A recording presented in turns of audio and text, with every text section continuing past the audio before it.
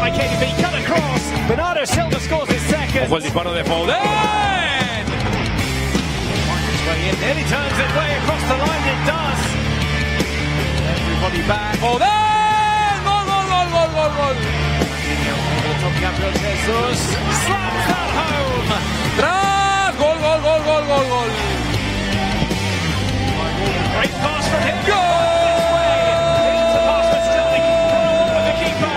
He cannot miss. Control puede ser el tercero. Brilliant from him.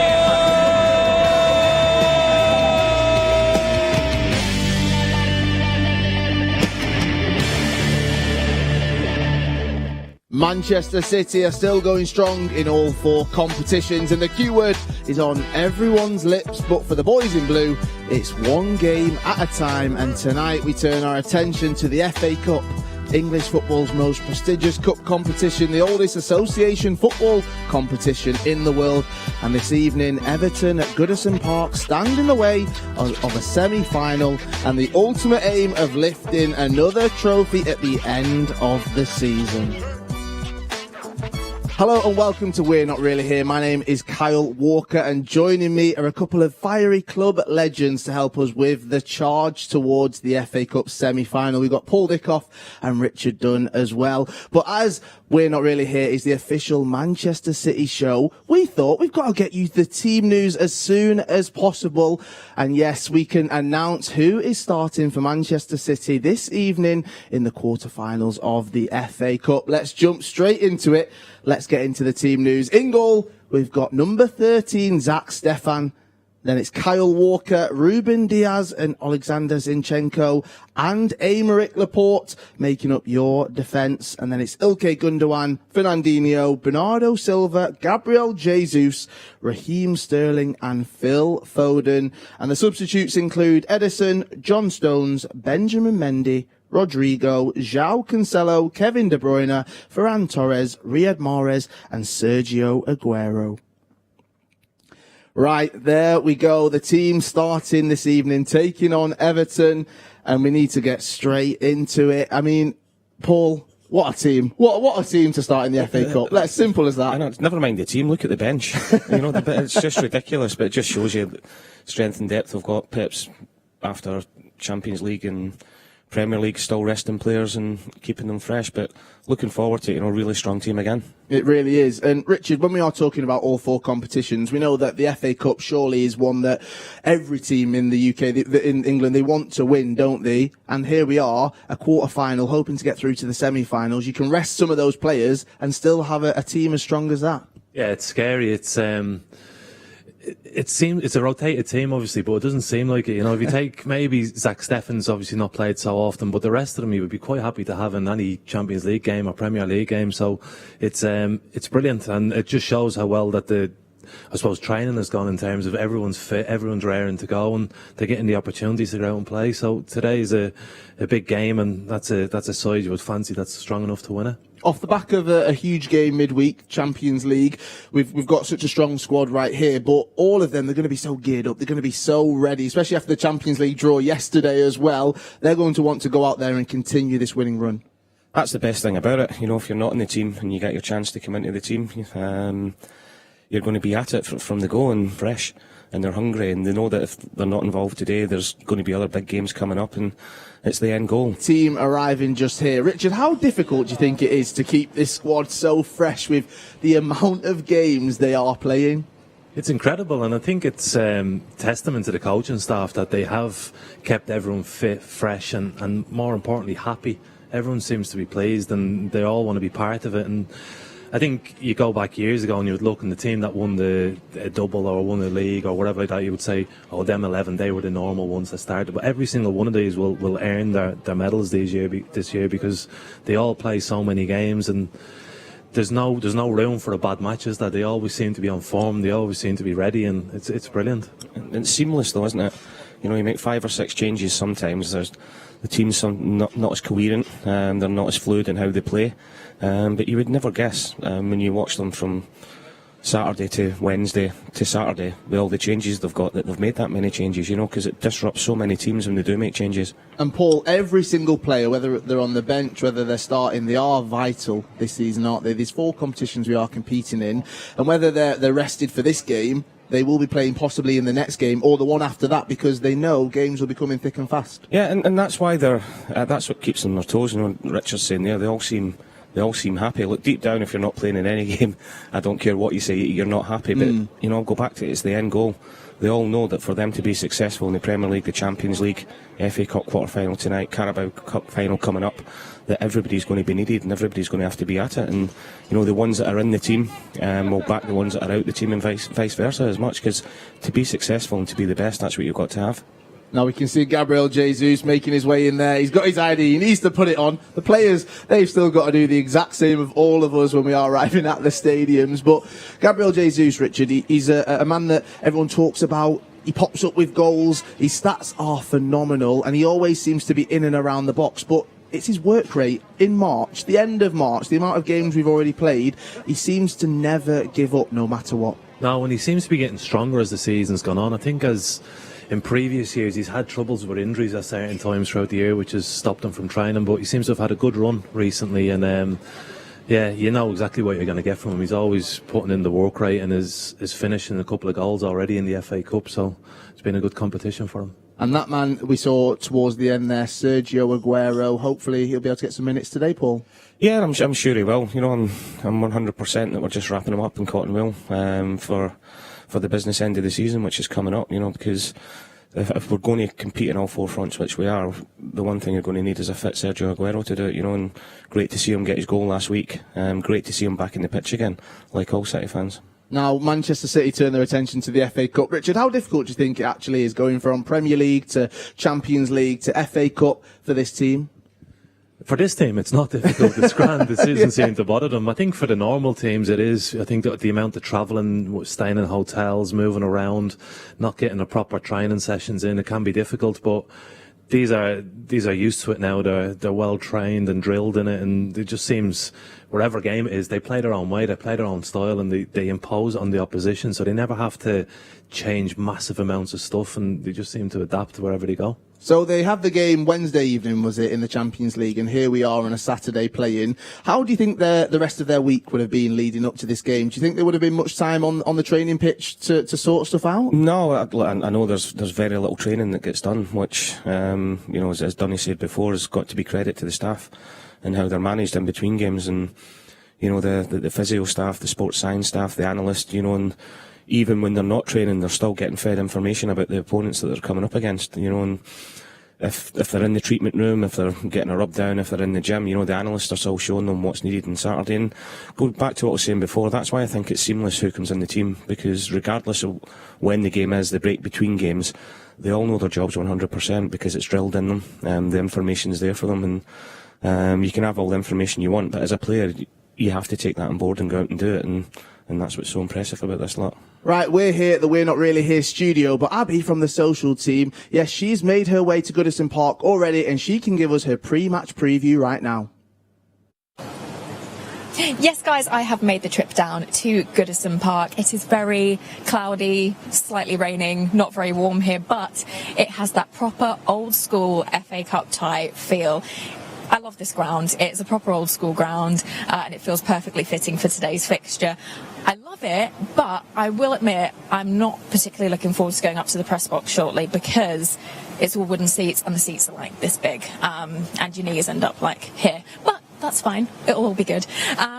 Really excited for today's quarter-final. I can't believe I'm saying quarter-final, though, because how is it the quarter-final already? I feel like we should be in the first few rounds, because if we win this, then we're off to Wembley and we're in the semis. Like, how has that happened? It just feels like it's all really soon. But very exciting opportunity for us to progress in the competition. And I'm really excited about the lineup as well today. I know we've got 6 changes there, and I'm particularly thrilled to see Zach Steffen in goal. I'm a big Zach fan. I feel like his confidence is going to be super high coming in to today's game, because he just seems to have fitted in so well since joining us. I feel like that GK union with Edison and Carson, he's just slotted straight in, and I feel like he can just step in and just take off from wherever we've left off, clean sheet, hopefully. And I'm also just a massive Sack fan because he's just a lovely guy. So yes, I'm hopefully going to try and keep dry here. I was promised that it wasn't going to rain, but I didn't trust them, so I did bring the big coat with the big hood, so I'm all covered. But yeah, I will hopefully see you guys a little bit later and back to the studio. Thank you, Abby. Don't worry about the rain. You've got that nice big Puma coat right there. I've been calling for one of those for so long. I've still not got one. So you've got one right there. You're fine. All right. You're fine. That's all I'm going to say. Now, you can see in the background, Abby was stood at Goodison Park. What a beautiful stadium it is. We know that in the next few years it might be changing, Paul. But for you playing there, what was the atmosphere like? No, I loved it. I'm slightly taking offence to what Abby said there about the seats in the press box. I could stretch out my long legs quite happily in there. I didn't find it that big at all. But no, it was my favourite ground. We were saying off air before, a favourite away ground to play at. The history, people might say a little bit old school, but as soon as you walk into it, you can feel the history of Everton Football Club, and I love the fans being right on top of you, you know, and I tend to get a bit of abuse there whenever, because you could hear everything that the fans were saying to you, but you know, the Everton fans, they've got a really good sense of humour as well, you know, so I used to take some stick down there, and but yeah, by far my favourite away ground throughout my career. What I love about it is the houses surrounding Goodison Park, because it does remind me of Main Road. Like, growing up around there, I could literally see the kip hats from my bedroom, and that aerial shot we've just seen there, Richard, it is one of those old school stadiums that unfortunately we are losing in this country. Yeah, it is. It's a real shame. I mean, you want to see progress and stuff, but little intimate stadiums and settings like Goodison Park's incredible. I think even the tunnel as you walk out, you're literally cramped in beside each other, and there's no escape in the atmosphere. And I was fortunate enough I played in the Merseyside derby there, and it just feels like it's all on top of you, the whole atmosphere. And that's one sad thing, I suppose, this season, is there's no fans there. And it's when you're walking down that tunnel and you hear Z cars playing and you're going out and the crowd's getting revved up. Yeah, no, great memories and just a fantastic place to play. And I can imagine, especially for the Merseyside derby, Richard, that the roar, the atmosphere, everything about it, especially if they were to go one goal behind at Everton, the fans let you know and they let their thoughts heard. Yeah, they are. They're very vocal. They can be behind you, they can be against you, but it's one of those places where they say you could cut the tension with a knife and you can sense it around that ground. And I think they, more than that, most teams will have missed having the fans in that ground this season. I think their home record says that. You know, their home record's been really poor, and yeah, true. You know, the Everton fans are always there, but you can, like Dunne said, you can hear everything. Even if you're in the changing room and the home team are getting a rollicking from the manager at half time, you can hear everything coming through the walls. And fantastic place. It is, and that it will be the setting for Manchester City's quarter-finals in the FA Cup this evening. Let's get the Everton team right now, then. We can bring you who will be facing Manchester City. In goal, João Virginia, and then you've got Seamus Coleman, Ben Godfrey, Mason Holgate, Yerry Mina, Luca Digne, Allen, Andre Gomez, Dominic Calvert-Lewin, Gylfi Sigurdsson, Richarlison, and the substitutes, Laban, Harry Tyra, Nathan Broadhead, Tom Davies, Alex Iwobi, John, Michael Keane, Niels Nkunku, and Tyler Onyango. It's not going to be easy, let's be honest. Everton, yes, we've had some great games against them, but just having the manager, Carlo Ancelotti, having some of the players that they do. I mean, Dominic Calvert-Lewin as a target man, Paul, he's definitely someone who can upset defences. Yeah, he's been outstanding all season, you know, not just his goal scoring, his all-round play. And he was missing for a few weeks there. The team really missed his physical presence up front, because he's a real focal point for them. Richarlison's hitting a bit of form as well. And, you know, the main man there, Ancelotti, what a manager he is. You know, he has won everything, and he's on. And the thing about Ancelotti for me, whenever you hear players that have played under him speak about him, whether it's been in Italy, whether it's been in Spain, whether it's been when he was at Chelsea, they all absolutely love him. You know, and he's managed world-class talent throughout his career, and he always gets the best out of them. It'll be a really tough game today, because he'll have them up for it. Now, this season for them, they currently sit 7th in the league, Richard, and how far do you think they can go with disrupting that kind of top 6? They're level on points with Liverpool right now, but they want to be in top 4. They want to be challenging for Champions League, surely. Yeah, and I think that was the aim when they brought Ancelotti in. I think it was 18 months ago now, and he's brought them up a level, and he's certainly improved them. But I still think they're probably a couple of summer windows away from being a top 4 challenging team. I think they've got some weaknesses within their squad which they'll need to improve, but you can see the belief is starting to rise at the club. They're starting to see the future being a bit brighter than what it has been, but like I say, there's still a couple of players away, but they'll look at competitions like the FA Cup, the Carabao Cup as their opportunity to win something, so that's what makes today massive for them more than anyone. I think with their first 11 they can match Mendy or a lot of teams within the top 6. But if they get a couple of injuries, that as we've seen this season, that's where they're struggling. No disrespect to their bench tonight, but you look at, I know it's hard to compare benches, but there's a lot of young kids in there. A couple of injuries, they've not quite got that strength and depth that it takes to really push on. But I'm sure they'll sort that out in the next couple of months going into next season. What do you think Carlo Ancelotti will do? Because last month Manchester City took them on, Man City beat them 3-1. What do you think he'll do today to ensure that just doesn't happen again, Paul? The same headache that every manager coming up against Manchester City's got. It must be so difficult to try and prepare. One, you don't know what players you're going to be playing against. You don't know what sort of system they're going to be playing and who's going to be playing within that system. But the game the other month or last month when we went there and beat them, Ancelotti came out and said, "Look, I can't really question my players. They were just too good for us. Everton didn't perform that badly. The quality of Manchester City was so good, and it'll be like every game, I would imagine, that managers say about Manchester City, and it's just stay in the game as long as you can and give yourself a chance, because if you don't do that, you can get blown away."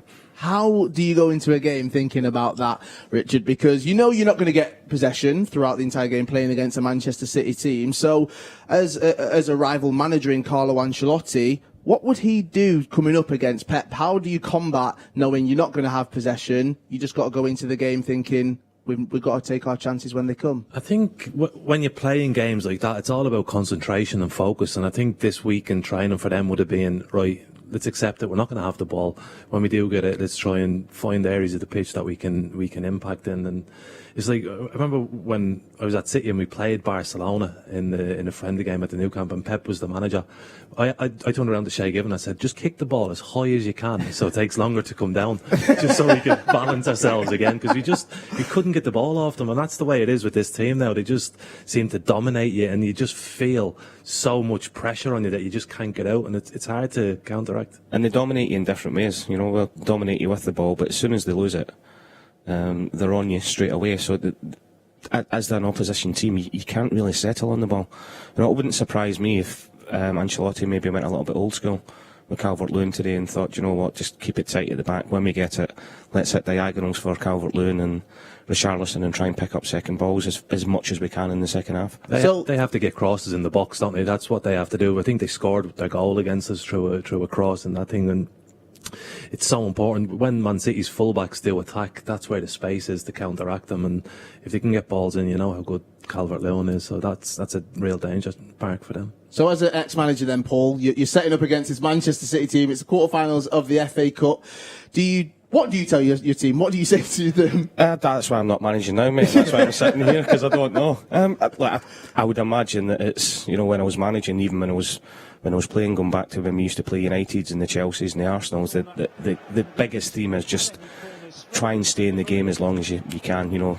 Richard hit the nail on the head before by saying that you're not going to dominate possession, so you have to make sure that when you do get the ball, your concentration levels are massive. Now we are watching the highlights of that game. We talked about last month Manchester City taking on Everton. One man right there. He starts today. He always seems to bring a little bit of a spark and energy. It is Phil Foden. Lucky with a deflection there, Richard, but doesn't matter, does it? He's always trying to create something, and more often than not, it comes off. Yeah, he deserves all the luck he gets. He's been outstanding, and he's someone who brings a lot of energy to the team and belief, and I'm delighted he's playing today, and it's just great watching him. Now, we saw that Everton did score off that cross, as you said. It came across the box, and there's one man that can score. I think it just hit him before it went in. Did it touch him? Oh, yeah, there we go. Richarlison. Sometimes it's about being in the right place at the right time. But, Paul, I want to talk about this man right there who plays the pass to Mahrez. Bernardo Silva linking up with Mahrez for that goal.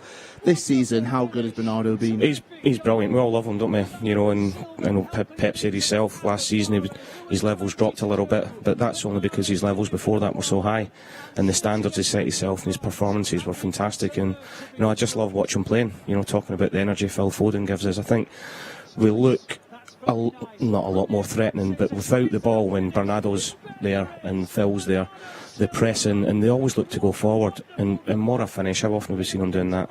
So many times. The strike of the ball. It's funny because I've actually interviewed him and chatted to him, and he said that he can't strike the ball really well. He came out and said that, and I watched when he scores goals like this, and he definitely can do it. But he does bring so much energy. But I'm talking about these games again and again. They're coming thick and fast. We're in March, and it still feels like this team, they're at 100%.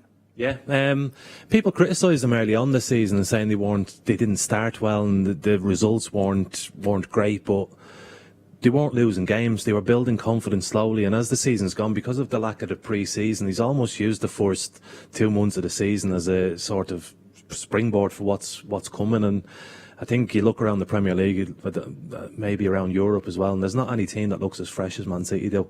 And obviously that comes with confidence as well, but they seem like they're in the right moment.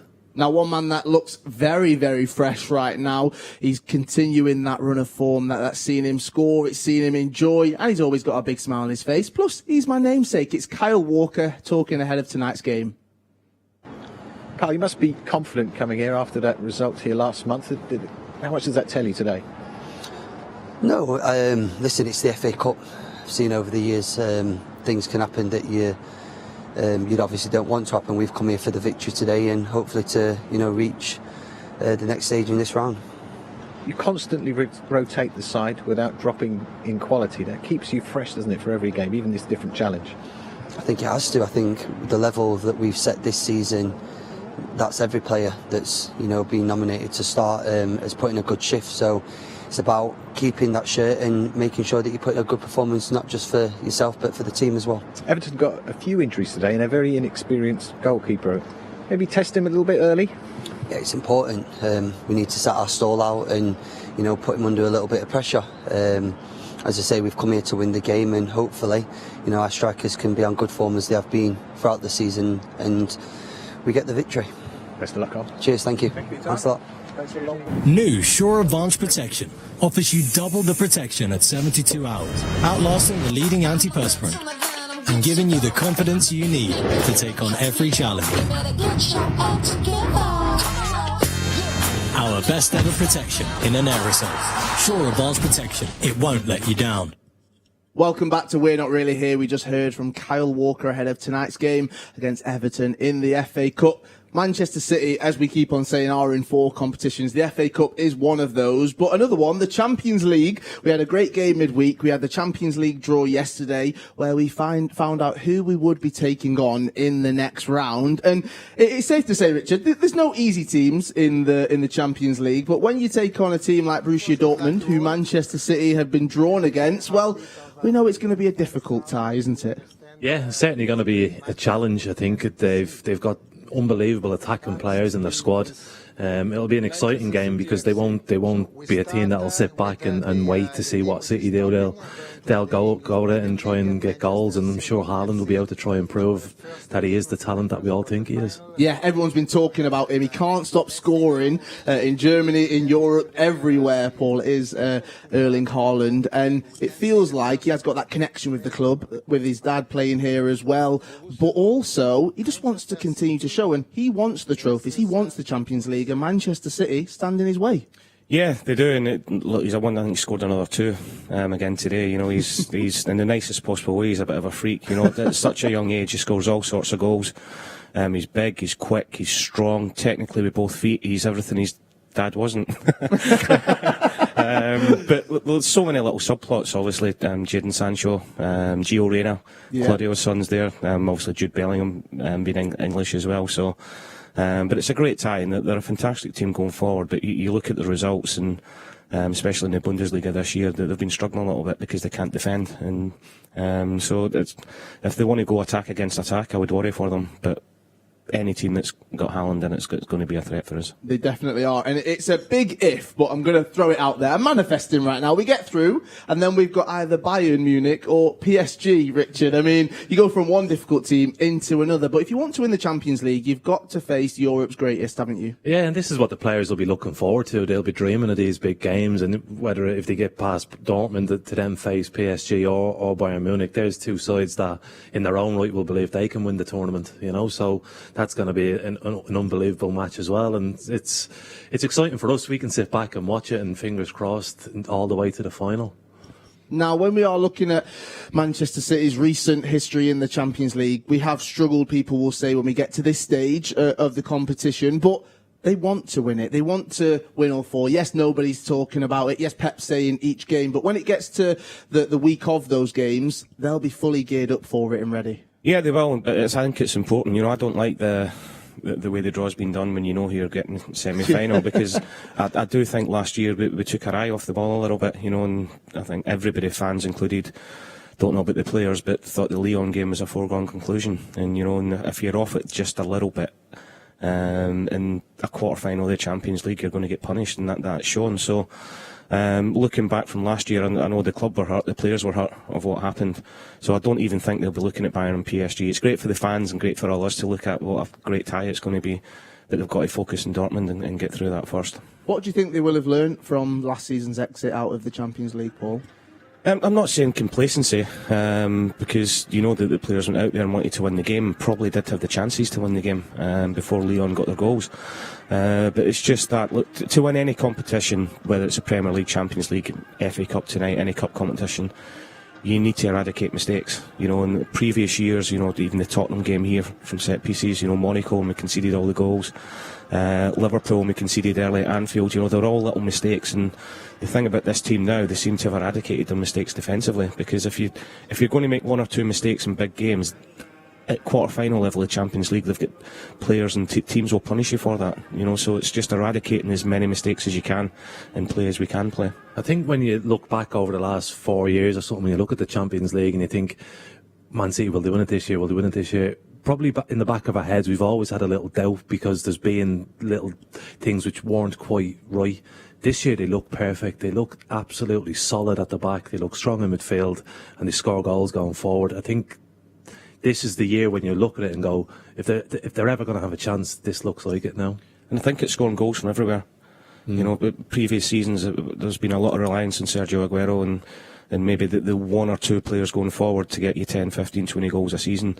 And if that's not happened in the big games, you know, we've slightly struggled with that. But, you know, the goals coming from everywhere, you know, and even, you know, you look at the bench, they can come off the bench and create and score goals. You know, you've got, I could run through 10 players who could be match winners in any different game. So we're not just relying on one or two players to do that anymore. Also, the defence, we're not conceding as many goals, especially last season. It feels like that has been shored up quite a bit there. How important do you think that will be to winning the Champions League, hopefully? That's huge. That's probably been the downfall over the last 4 or 5 seasons, is you always felt there was an error defensively, but now they just seem solid, whether it's Diaz and Stones or Diaz and Laporte, they seem to have the balance right amongst them. And I think even the way they attack and press the opposition, they don't allow counter-attacks, they don't allow opportunities on the goal, and if they can keep up, I mean, it's great to talk about the two centre-halves and say it's all down to them, but it's everyone, the whole team is working defensively, and Dickie said earlier about when they lose the ball,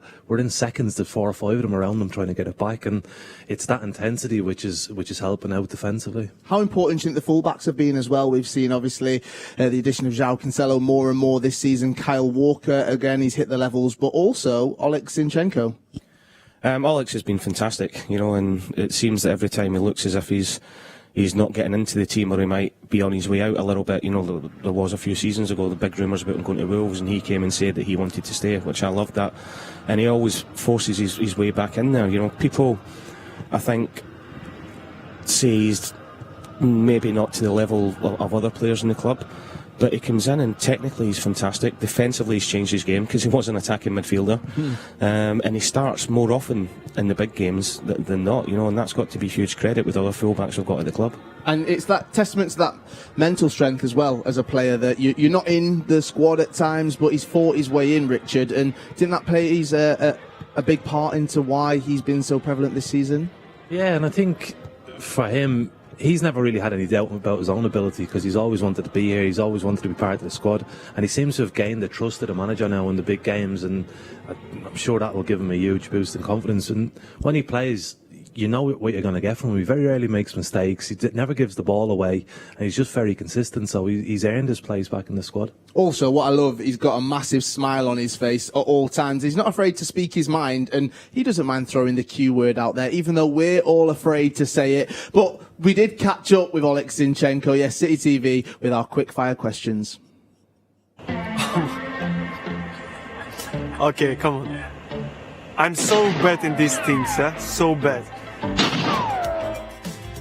How did you feel during your first training session? It was impressive, honestly. Of course, that was pre-season, you know, and on pre-season there is always tough sessions. We did a lot of runs, but also with the balls, you know. So I remember first night after the training, I was sleeping like a baby, you know. That's what I remember.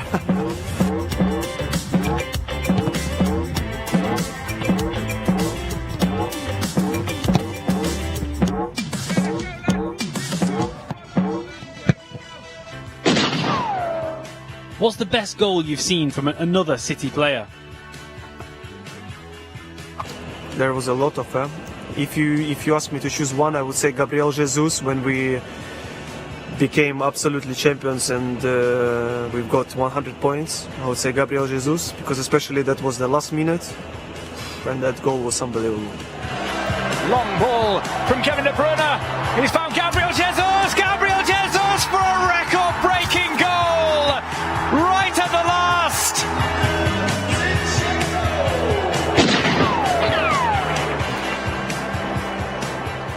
New Sure Advanced Protection offers you double the protection at 72 hours, outlasting the leading antiperspirant and giving you the confidence you need to take on every challenge. Our best ever protection in an aerosol. Sure Advanced Protection. It won't let you down. Alexander Zinchenko with his quick fire questions right there. So we thought we're going to do it here in the studio. So Richard, I'm going to come to you first, all right? The first question he was asked was, can you remember what happened during your first training session at Manchester City? Can you? Weirdly, I can remember something. I remember, because it's weird coming into a new group and you don't know if you're accepted or how to feel and stuff like that. And I remember I got the ball and I passed it out at the pitch somewhere, and Kevin Horlock just turned around and went, how much? And it felt like a bit of a welcome, you know. And then you had Mark Kennedy and Jeff Whitley and people like that, and Dickie, and it was just brilliant. It just made you feel at home straight away. Oh, it sounds fun. I would be under the pressure and sweating if I would have done that. And then the second question that was asked, the best goal you've ever watched from another Manchester City player. Can you remember one, Paul? When I played? Yes, when you played. When I played. Do you know what? I'll say Kevin Horlock at Wembley.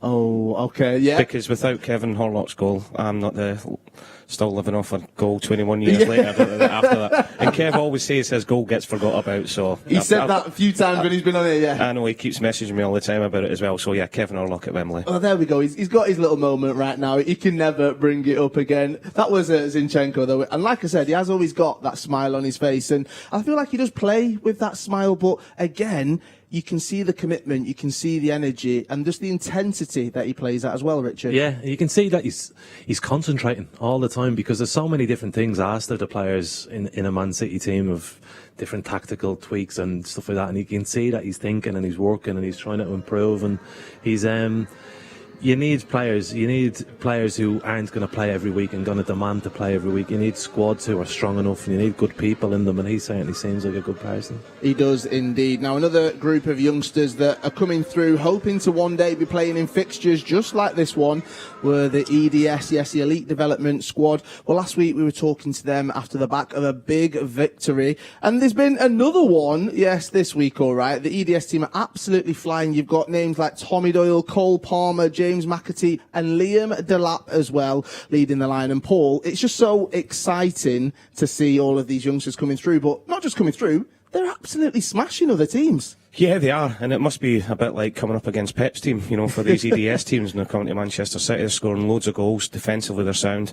You've named 4 or 5, 6 players there. There's another 6 or 7 coming through as well, so the future looks fantastic. And Liam Delap's getting a lot of credit, rightly so. I like everything I've seen about him, and I hear about him. Cole Palmer coming in with goals, and I think a special mention for Tommy Doyle as well. Because he's the captain of the team, he's a leader. I think he's not just scoring goals, he's getting about 5 or 6 assists in every game as well, and they're just such a super talented group of players, but a group of players who work ever so hard.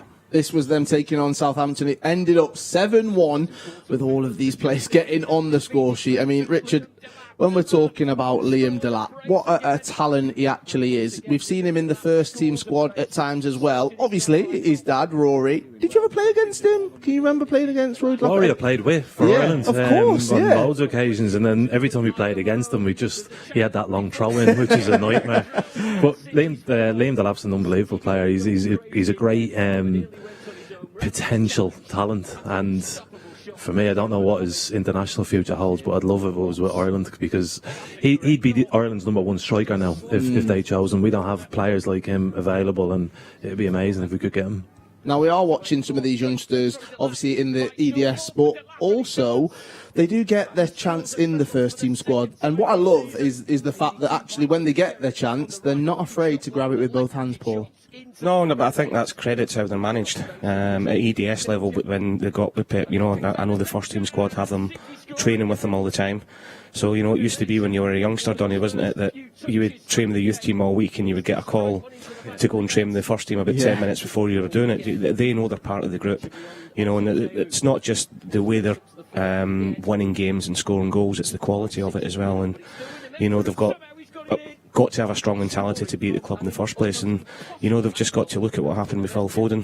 He's probably the shining light for them. He's super talented, but so are these guys, and you just hope that they're going to be patient and trust the process that they're going through. Richard, they must all be watching Phil Foden's journey, watching his career so far and how it's flourishing, and seeing what he's managed to do from being in the academy, and they must think that's the blueprint for how they want to do it as well. Yeah, definitely, and it's difficult because they're all really, really good players, and they'll all believe that they're good enough to play in a first team, but it's like when I was breaking through, and probably the same for you, it's a different setup. I mean, Arsenal was a bigger club than when I was at Everton. They weren't teams that were going to look to win Champions Leagues. Every single one of those players, and the 9 on the bench today, are world-class footballers, and it's not enough now to be just good.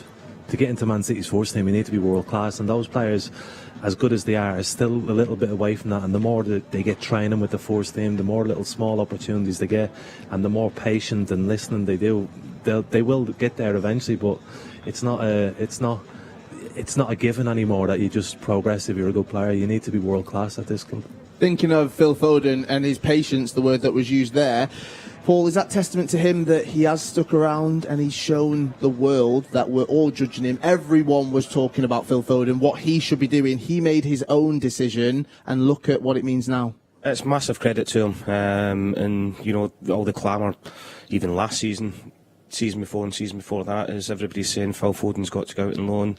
We're ruining this young English talent. It's all keep saying about trusting the process that you're going through. If you can't trust Pep when you're a manager who's telling you that this is the route that you're going to go to get into the first team, this is what you have to improve in, and then there's something wrong with you. But at the same time, there's a lot of players at Phil's age at other clubs all over the world that would have spat their dummy out and the advisors would have been saying they want to leave. There would have been little whispers coming out saying how unhappy he was. He just got his head down and worked hard, and if you've got Phil's talent and you've got that mental attitude to believe in yourself, and I'll keep saying it, to trust the process that you're going through, you've got an unbelievable chance, and he's shown everybody, and he's just going to get better and better. And I hope the lads below them realise that as good as they are now, that they've still got a lot of work to do, but they've got to be patient with it as well. Right, we've watched the future of Manchester City. Now it's time to rewind and have a look at one of the past games and one of the past teams of Manchester City. We're taking it all the way back to 2000. Yes, some Manchester City fans, you kids out there, we were playing in 2000. And a couple of guys that are sat with me were also playing in a 5-0 win at Main Road against Everton. We have to talk about this game. Let's talk through it, because 5 goals.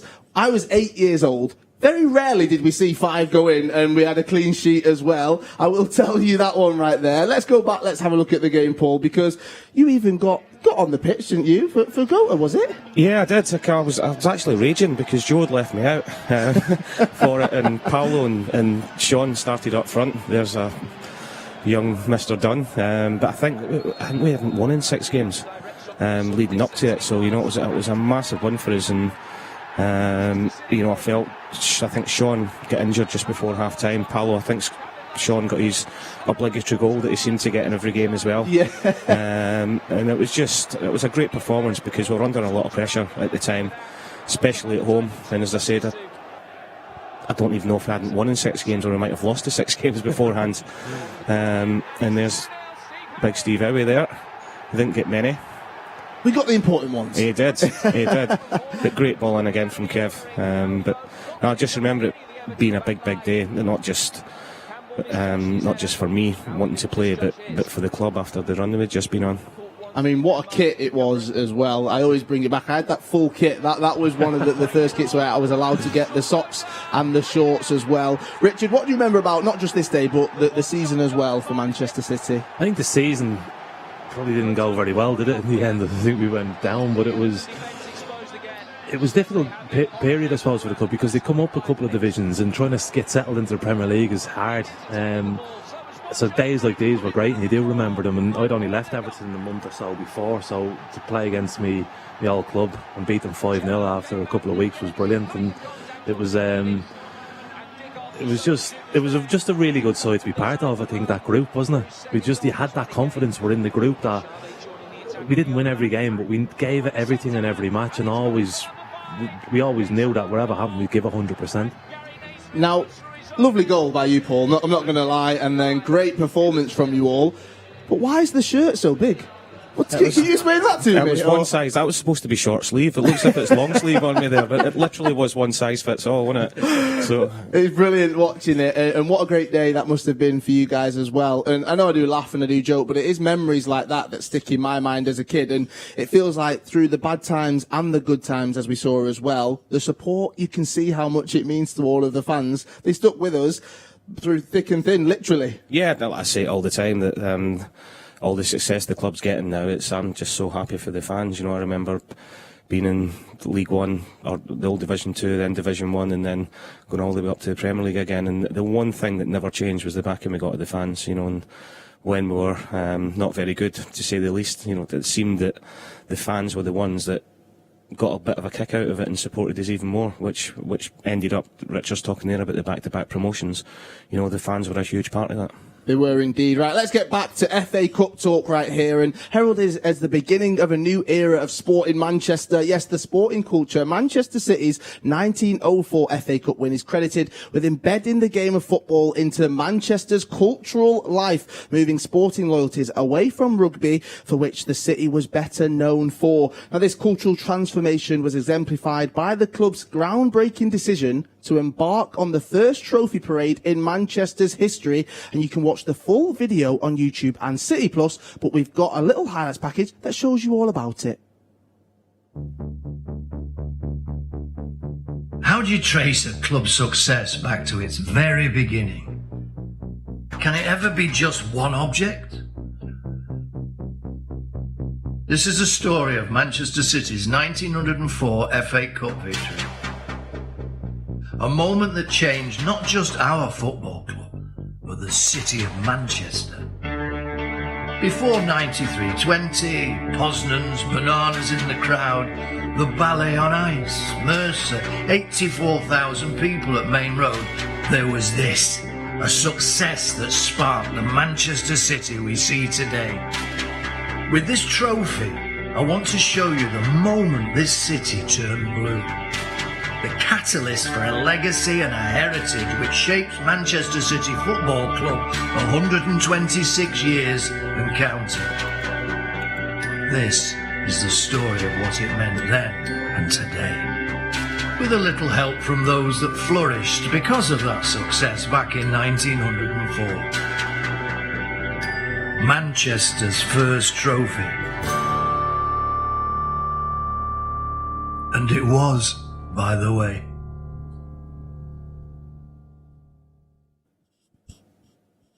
And it was, by the way. Don't let anybody tell you it wasn't. Now, for all of you at home, yes, we do continue that run, hopefully in the FA Cup this evening, taking on Everton. And we can see just how beautiful Goodison Park looks right there. But we want you at home to get involved. Yes, use the hashtag WNRH. And we've got a social question for you to answer, all right?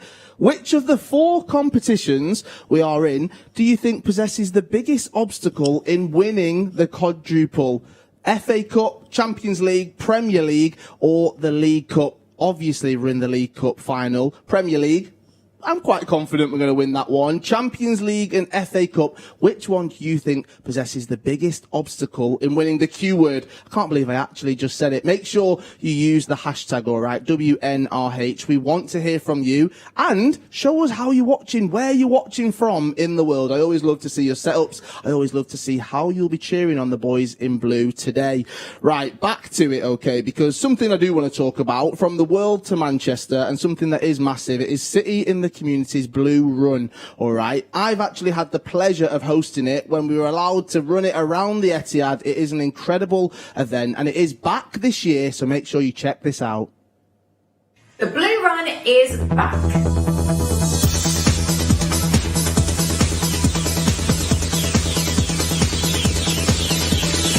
The Blue Run is back for 2021, but not as you know it. This year, it's your run, your way.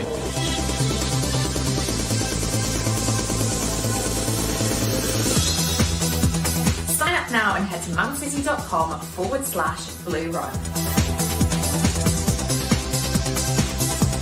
You can choose to walk, jog, or run 2, 5, or 10 kilometres all from home.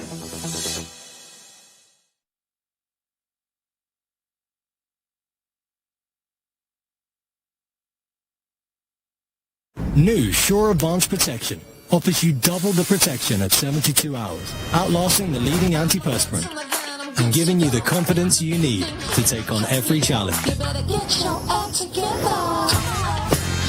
Our best ever protection in an aerosol. Sure Advanced Protection. It won't let you down. I mean, 1, Edison is good, but 2 is absolutely unstoppable. Richard, would you like to clone yourself? Would you have played yourself as a centre-back partnership, 2 of you? No. I think that's enough, that. Just one of them. And Paul, how about up top? Would you have 2 strikers as fierce and fiery as you? I think 1 was bad enough, mate. And I think well, it turns our attention. There's only 15 minutes to go until kick-off, all right? And I mean, it'd be lovely to have 2 Zach Steffans or Edisons. He's on the bench right there. But we can go through the starting 11 for both teams, okay? So let's jump into that. Let's get into it. Yes, starting in net for Manchester City, we've got Zach Steffan, and then it's Kyle Walker, Ruben Diaz, Alexander Zinchenko, Aymeric Laporte, Ilkay Gundogan, Fernandinho, Bernardo Silva, Gabriel Jesus, Raheem Sterling, who runs quick enough for 2 people, and Phil Foden, the Stockport Iniesta as well. Substitutes, we've got Edison, John Stones, Benjamin Mendy, Rodrigo, João Cancelo, Kevin De Bruyne, Ferran Torres, Riyad Mahrez, Sergio Aguero. And into the Everton team facing Manchester City at Goodison Park today. In goal for them, João Virginia, Seamus Coleman, Ben Godfrey, Mason Holgate, Yerry Mina. Then it's Luca Digne, Alan, Andre Gomez, Dominic Calvert-Lewin, Gylfi Sigurdsson and Richarlison. And their substitutes include Laban, Harry Tyree, Nathan Broadhead, Tom Davies, Alex Iwobi, John, Michael Keane, Niels Nkunku and Tyler Onyango.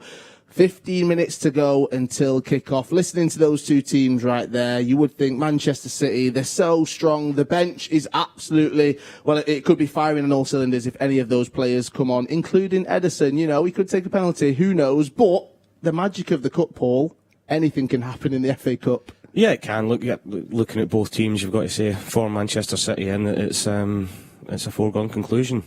But, Everton, strong team, I think Dunne touched it, and it's massive as stopping crosses into the box, especially the quality they've got in wide areas and set pieces, Digne's delivery's fantastic. They've got Calvert-Lewin, big 3 centre-halves in there, Richarlison, so there'll be a real threat from them. So, I'm sure it's something Pep's saying, he said in previous seasons, try and not give away free kicks and corners in and around the box, because that's got to be the biggest threat from Everton today. Right, we are only 15 minutes away from kick-off. Before we did catch up with Abby, who's at Goodison Park. So let's get back to her. Let's see how she's feeling just ahead of kick-off. Yes, guys, welcome back to Goodison Park. I've got my hood up at the moment because it has been raining on and off, but I think I'm just being slightly dramatic because I think it has stopped. But as you can see, the players are warming up behind me, getting ready in that last bit of prep before our quarter-final clash against Everton. Now, I'm hoping that Craig is going to let me know if a ball comes hurtling towards me, because there have been quite a few whilst we've been standing here, and if I get hit in the back of the head, somebody's going to have to do the Instagram stories. So see, here we go, another one. But yeah, all set, all ready. The players seem up for this one, all looking good in the warm-ups, so fingers crossed the next time I see you and the next time I speak to you, we will have a win. Who knows? But yeah, back to you guys in the studio. Thank you, Abby. All right, I'm not jealous anymore because you're having to use the coat. I don't know if it's the sprinklers or it's just raining in Liverpool, but we are getting closer and closer to kick-off. And one man I do want to talk about, she mentioned him when we went there before, Zach Steffen. Huge opportunity for him. I always think it must be so difficult for goalkeepers, because if you aren't the first choice, it's going to take a lot or a cup game for you to not start. But it seems like, Richard, his positive attitude towards being at Manchester City, it's just so great. Yeah, and he's obviously training well, because goalkeepers are generally mad, aren't they? They generally train like nuts. They never stop. They're always out on the pitch trying to do stuff. And you need that, I think, when you're not playing regularly, you need that to bring that competition almost to your training sessions every day. And I think for him, he's got the trust of Pep that he plays him in the cup competitions, and he doesn't have to. And certainly when you get to a quarter final of a cup competition, you want your number one, but Pep has enough faith in him to give him a game, and he's never let City down. It does seem to be true that goalkeepers are interesting characters. Let's just say we do work with David James on here, so I don't want to diss goalkeepers too much in case he says anything, but goalkeepers, Zach Steffen, Ederson, they're an interesting bunch, let's say that, Paul. Yeah, they're a different breed altogether. They're absolutely crackers, and you've got to be, I think, they probably, they get a lot of stick because they don't, and off other players because they don't seem to be doing the physical work that everybody else does in training, but they work so hard. Some of the sessions that they do to come out and dive at people's feet, chuck your head in, their boots are flying around, you've got to be a little bit daft. But I think the biggest compliment you can pay Zach Steffen is that when he's come into the team, we've not missed Ederson at all. He's been very composed, he's been accomplished, he's made his Premier League debut this year, he's played in both cups now, and he's not looked out of place at all. I think the key thing for goalkeepers, especially in Manchester City squad, is concentration as well, because they might not do anything for a long period of time, but when they're called upon, they still have to make a vital save. Yeah, it is, and I think especially in a Manchester City team who have so much of the ball, who don't concede a lot of chances, their concentration level's got to be great. And I take my hat off to him as well, because back in the day, goalkeepers, they would play reserve team games, they would get EDS games in just to keep their match practice up. He's not playing sometimes for 3-4 months, and then he's getting thrown in there to play a game. So it just shows you that his concentration levels and his the confidence that Pep's got on him, it must be fantastic.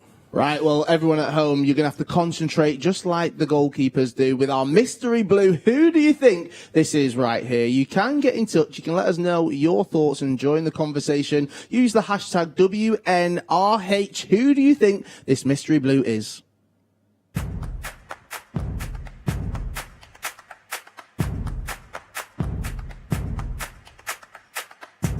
Ooh. I've got a guess. If you have as well, tweet your guess in using the hashtag WNRH. I want to hear from you.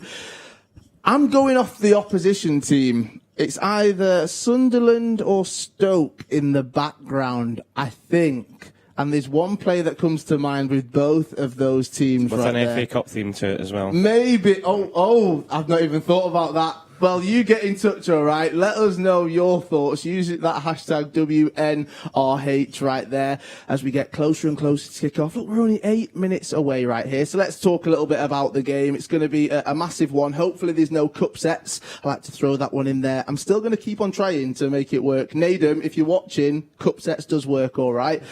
Everton, Carlo Ancelotti, Dominic Calvert-Lewin, a great team right there. However, Manchester City, we just know the strength that they possess, Richard.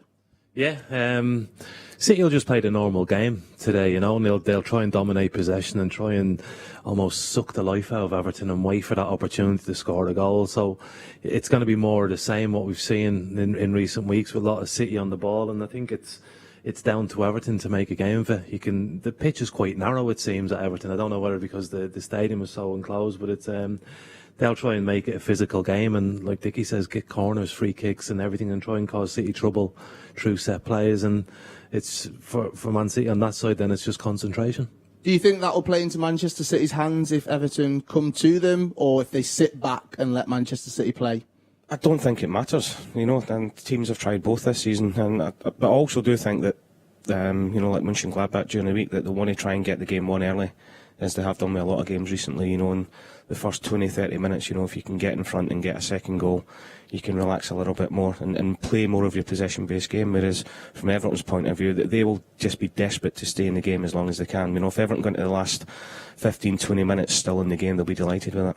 It's a worrying time when that happens, because if you go into the last 15-20 minutes, anything can happen. We've seen opposition teams score against us, but for me this season, I just feel so confident that Manchester City can put it to bed, as you said, Paul, in the first 20 or 30 minutes. Richard, do you feel the same?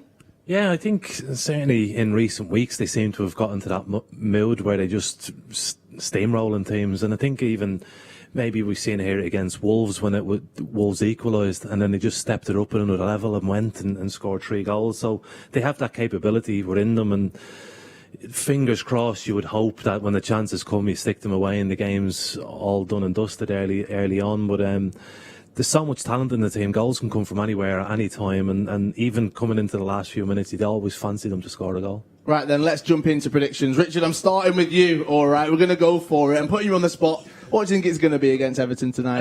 I think it's going to be a City win. I'm going to try, hopefully, that it's an exciting game. So I'm going to go 3-2 to City. Oh, I love exciting games. I love goals, but they definitely make me nervous right there. Paul, what are you thinking about the game this evening? I'm with Richard. I think there'll be goals, but I'm going to go back to where it was a month, 6 weeks ago. I'm going to go 3-1 Man City. Oh, do you know, that's what I've actually said, but I'll change mine a little bit. I'm going to say 2-1 to Manchester City. I think it will be nervous. Carlo Ancelotti, we keep on bringing him up, but head-to-head against Pep Guardiola, it is just so nice to watch these two legends of the game going together. It's going to be a tactical masterclass, it feels, Paul. Yeah, it is, and we're so lucky to have two world-class managers, you know, coming up against each other, and you know, I'm pretty sure that Carlo would like to have the players that Pep's got and work with them. No disrespect to the Everton players, but yeah, two fantastic managers, and it will be interesting to see if Carlo's got anything different from what we've seen in the 3-1 win at Goodison earlier on. Now you can see the players lining up right here. They're getting ready, Everton, to come out and face Manchester City in this quarter-final of the FA Cup. As you can hear, Richard, that siren that goes off before, you've obviously heard it plenty of times playing for them and against them. How will those players feel when you can hear that? And there's no fans in the stadium as well. I'm sure them players are excited and nervous at the same time, you know. Usually there's two teams in that tunnel. It shows you how tight it is. Yeah. But this is a great moment, isn't it? When you're coming down the tunnel and you can hear the siren, and then the Z car starts and it just becomes real. And yeah, it's FA Cup's a great day, quarter final, and it's an opportunity, and it's about bringing the passion to a cup competition on such a big occasion. Right, it is a huge occasion. The FA Cup, as I said, one of the oldest association competitions in the world and one of the most prestigious in England as well. Make sure you guys join us at half-time. We will be back to review that first half, but for now we'll pass it over. There's full match commentary on the Man City app. Make sure you join us. We'll see you at half-time. Come on, City.